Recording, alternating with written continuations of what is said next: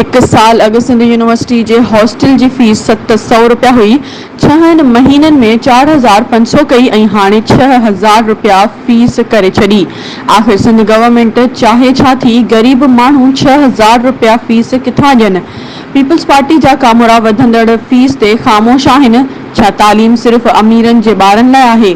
Sindh university में सिंध जे मुख़्तलिफ़ ॻोठनि मां तालीम हासिल करण लाइ आयल हज़ारे शागिर्दनि जो चवणु आहे त गवर्नमेंट जो ज़ुल्म केसिताईं बर्दाश्त कंदासीं।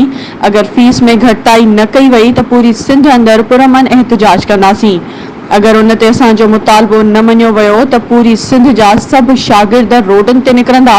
वधीक शागिर्दनि जो चवणु आहे त शागिर्दनि खे गॾिजी हलणो पवंदो। अमीरनि जा ॿार अगरि ग़रीबनि जो साथ नथा ॾियनि त उन्हनि जो को हक़ नाहे इन्हीअ तालीम इदारनि में पढ़ण जो जिते ग़रीबनि सां ज़ुल्म कया वञनि। Report Abdulrazzaq, Himun express news, Chachro.